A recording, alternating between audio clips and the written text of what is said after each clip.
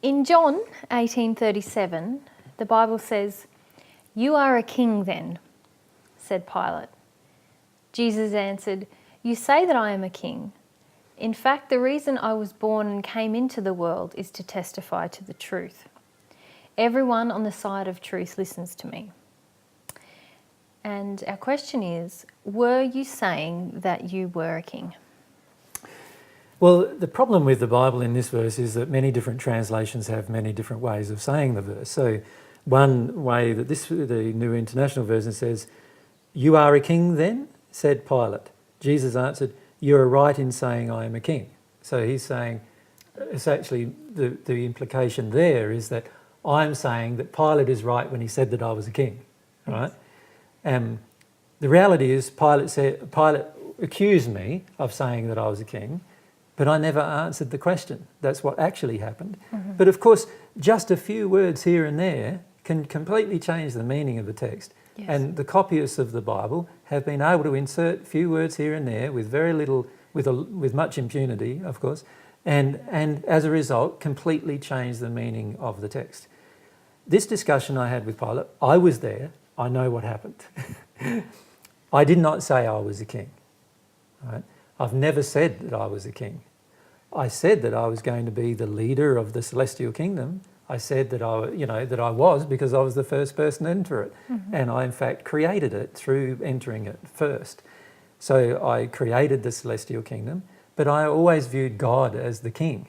Mm-hmm. God is always my king, and God is always everyone's king, whether they recognise God as king or not.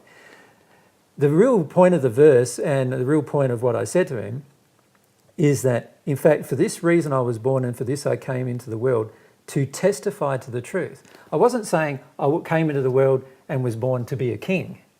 I was saying I came into the world and was born to testify to divine truth, to testify to what God's truth is. Yeah. That was the main point of the verse. The reality is I do not ever wish to be king. Right? The Bible is quite plain, in fact, about that, and we'll discuss that in perhaps another FAQ. But I don't want to be a king. I came to testify to the truth of God, and through the connection that I had with God, I could easily say that everyone who listens to my voice is going to benefit from what they hear. And I believe that completely now, otherwise I wouldn't be speaking.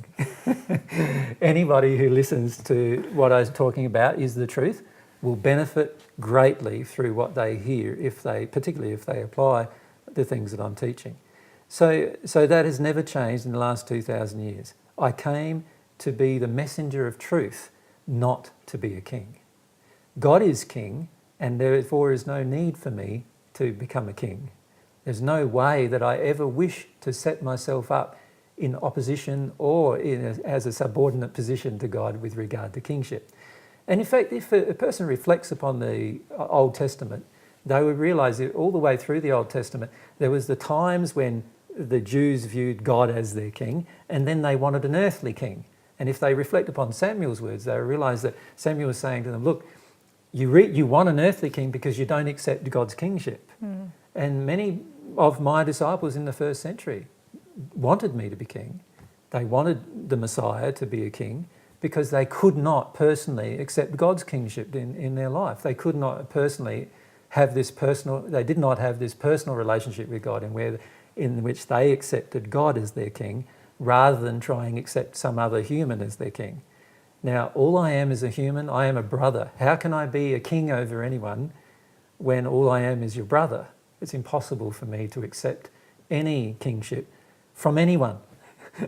and the reality is, if God gave it to me, I still could not accept it because I'm just a brother, God is the king.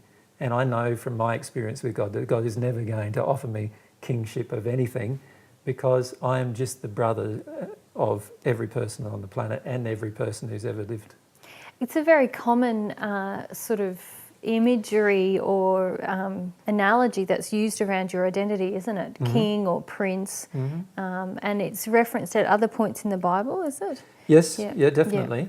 And there are certain things of which I am the prince or that I am a messenger of truth, but not in regard to political rulership. and I feel we need to discuss political rulership in more detail. Yeah. But and perhaps in one of the other FAQs on these subjects, we'll go through this issue of political rulership and what my opinion of political rulership. Sure. Great.